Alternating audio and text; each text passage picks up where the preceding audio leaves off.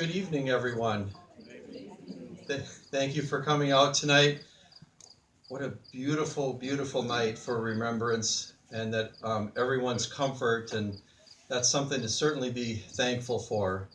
We have a few people that are still filtering in, so if we have some folks coming in, please just kind of wave them over to your area if you have an open seat by you or area. I just want to make sure, can everyone hear in the back right now? Are we good? Very good. So thank you all for coming out tonight. My name is Eric Tetzloff. I'm the administrator of Sharon S. Richardson Community Hospice. Welcome to today's Butterfly Release and Reflection. Memorials like these are opportunities for us to remember and celebrate our loved ones. They give us permission to feel and engage with the transitions of loss. At the best of times, they can allow us a sense of control, and during times when we feel out of control. We create meaning within our grief through the attention we give to moments like this. We thank you today for joining us and that we can come together to honor those that you love. Tonight's opportunity to gather is made possible by the generosity of our community partners. Acuity Charitable Foundation, the Bratz Family Foundation, Sargento, Moo Town Properties, Chuck and Holly Miesfeld, Sartori, Masters Gallery, Kohler Company, the Joseph and Evelyn Richardson Foundation, Johnsonville Sausage, Oostburg State Bank, and Advocare. I would also like to thank all of the volunteers that have come out, as well as the folks from the staff of Sharon S. Richardson Community Hospice, Richardson Palliative Care, and Richardson Resale Store that helped with all of the parking and logistics to be able to make this possible. So thank you very much. We would like to thank the Sharon S. Richardson Hospice team for their part in this special day, and Nourish Farms for allowing us to enjoy this moment and in this beautiful space. Now let us begin. It is important for us to remember the meaning of this event and the true purpose of today's gathering. This time together is about those we love, as well as recognizing that grief is an expression of love and a part of the healing journey. We take this time to collectively remember and to honor our grief. At this time, I ask our volunteers to distribute the butterflies and bubbles. We invite a member of your family to receive one butterfly from one of our volunteers. This will take a few moments. Once we know that each family has one butterfly, our volunteers will continue to circulate and distribute the remaining butterflies. We also have bubbles for any adults who wish to express their playful side and for the children. Please hold your butterflies and bubbles until we have completed the ceremony. And we're going to just take a few moments now so we can distribute these. And after they've been distributed, I'm going to welcome Chaplain Joe Zank to share a message with you. So we'll just take a moment. Hebrew scriptures, which I am sure many of you are familiar with, but yet still resonates all these thousands of years later and brings its truth to us here today. And it is from the book of Ecclesiastes, and it says this: "To everything there is a season, and a time for every purpose under the heavens, a time to be born and a time to die, a time to plant and a time to pluck up that which is planted, a time to search and a time to heal. A time to break down and a time to build up. A time to weep and a time to laugh. A time to mourn and a time to dance. These butterflies are small, fragile creatures, but are deep and powerful representations of life. Around the world, people view the butterfly as symbols of endurance, transformation, rebirth, change, hope, and lightness of being. Our hope for all of you is that this ritual of releasing these beautiful creatures will bring you into your time of season, a time of allowing, a time to grieve, a time to reflect, a time to heal, a time to connect, as we are doing right here, right now. We are here for more than butterflies and the bubbles. We are also here to connect and share this space of grief and loss. You are not alone in this. And so at this time, I welcome Emma Mock, our bereavement care coordinator, to lead us in reflection.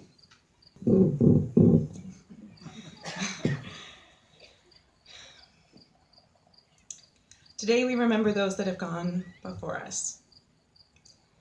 We honor their lives and the memories we'll continue to cherish. And we recognize the transformation that loss has brought into our lives and our inability to return to a life that's unaffected by that loss.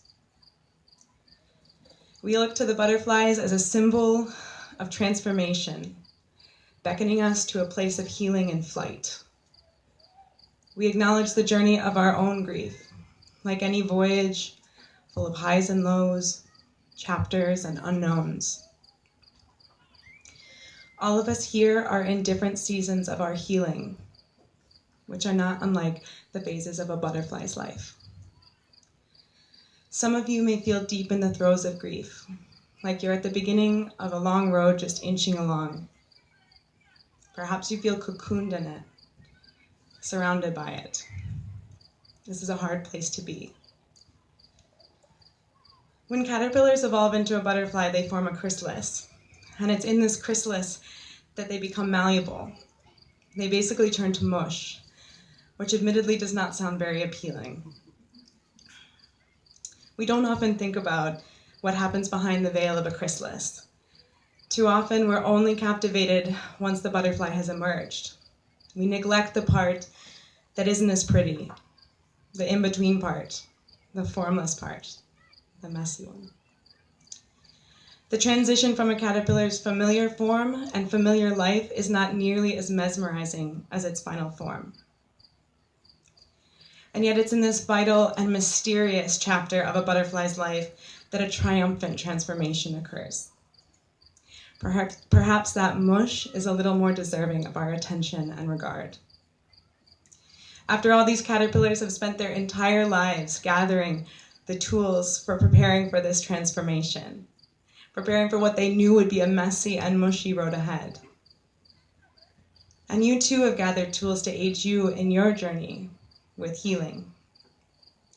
And although it may feel formless at times, heavy, unrecognizable, there is strength in the surrender to the process of transforming.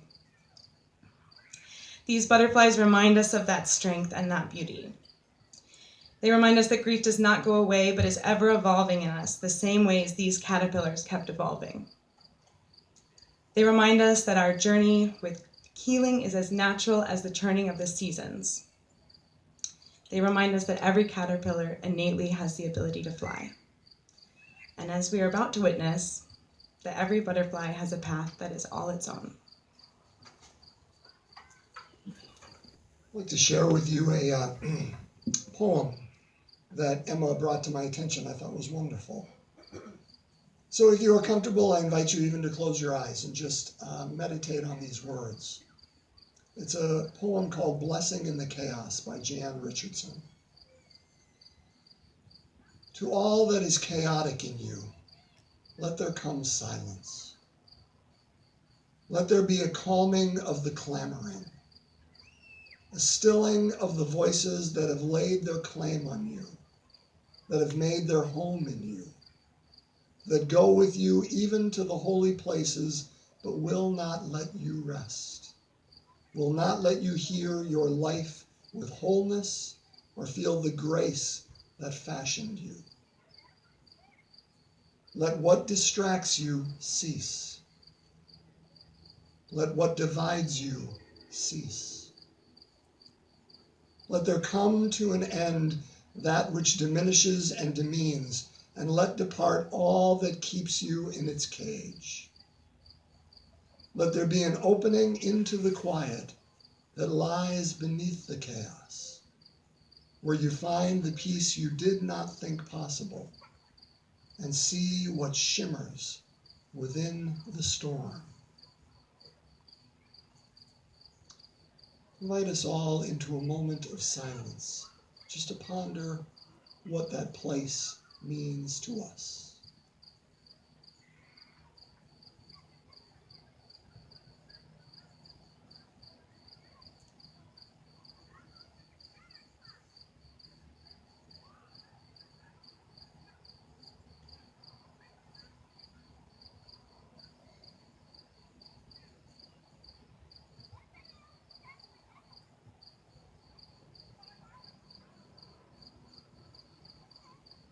Before we release our butterfly, a word of advice from past butterfly releases. Some of us might have a butterfly that doesn't want to take flight right away, and that's okay. Allow it to be where it is in its journey, and see it as a reminder to allow yourselves and your loved ones the same grace. We don't all take flight at the same time. So with that, my friends, let our ritual and honoring begin. When you feel ready, I invite you to release your butterfly.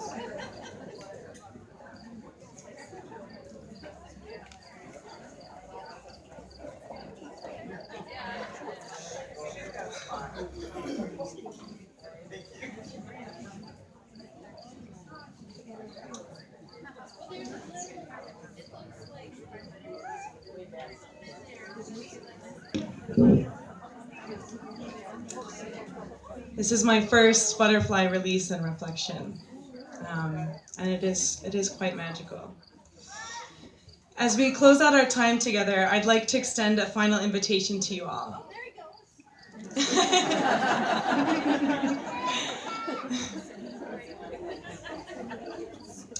Today, we have participated in a ceremony. One I hope acts as a tonic to soothe the parts of your soul that feel wounded by your loss. And I hope in participating in this ceremony, you have created a memory, not only with yourself or those of us here together, but also with the people that you have loved and lost. And before I close out, my final invitation for you is that you continue to create opportunities like these for ceremony and remembering for yourself, for those around you, in the moments without grandeur and also the more momentous occasions. I invite you to believe that your attention to that which you truly care about is ceremonious in itself, and an action that keeps us connected to those we love. Thank you for participating in this moment here with us. It's an honor to be here with you. This concludes our ceremony this evening, but I'd like to just ask you to be a little wary as you leave and make sure walk delicately. But please do feel free to enjoy the beautiful grounds here. We're so lucky to have this, and so thank you all so much for being here.